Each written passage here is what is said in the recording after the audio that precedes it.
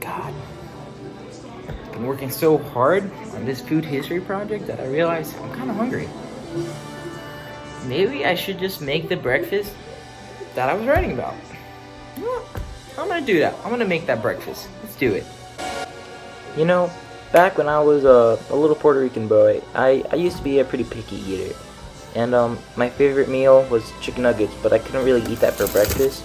So my grandma would always make me this one meal with scrambled eggs and toast and coffee, because, you know, in Puerto Rico, kids just had coffee because everyone had coffee, and the eggs and the toast, everything was just so common. That's just what I always ate. And it was just that combination of the eggs with the cheese and sliced ham. It just, whenever I eat it, it brings me back to my childhood. And that coffee, whew, I love the sweet smell of it. And well, that's what I would always eat with her, you know. So, you know, I'm showing you guys how I make my breakfast. So just follow along with me here. This is the whole process. I'm not really gonna go into the details of the recipe, but you can just watch.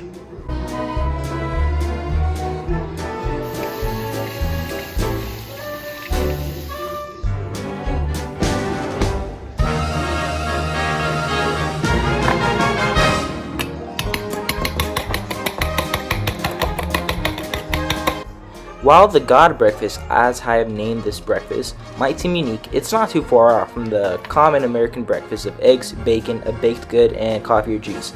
The main component of my dish, the scrambled eggs, has a long history dating back to the beginning of humanity, where the first humans would acquire any eggs for food, whether it be reptile or fowl eggs. However, in the advent of cooked food, eggs were simply boiled, fried, or stuffed to a complicated quiche, custards, or meringue. The egg proved to be an excellent source of protein that could be easily incorporated into many recipes, and the animal from which that egg came from depends on the preferred taste of the region, the environment and the animals within that region, and also the economic conditions of the consumers of the eggs. In ancient times, Romans ate peafowl eggs, and the Chinese were fond of pigeon eggs. Ostrich eggs have been eaten since the days of the Phoenicians, actually, and quail eggs are actually one of the more gourmet foods that we eat today. And other eggs consumed by various ethnic groups include partridge eggs, gull eggs, turkey eggs, pelican eggs, duck eggs, and geese eggs. Or goose eggs, I guess. Even turtle eggs have been highly prized. And in starvation, any eggs, including alligator eggs, can be eaten. So basically, it doesn't matter who laid it or who's eating it, the egg has always been a part of the cuisine. But eggs have also been the object of much socio-religious symbolism and tradition.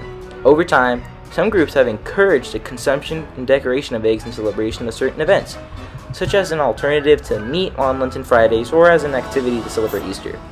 Others have decided eggs are filthy food which must be avoided, such as some vegans in southern Asia. Because eggs embody the essence of life, people from ancient times to the modern day have surrounded them with magical beliefs, endowing them with the power not only to create life, but to prophesize the future. Eggs symbolize birth and are believed to ensure fertility. They also symbolize rebirth, and thus long life and even immortality. Eggs represent life in its various stages of development, encompassing the mystery and magic of creation.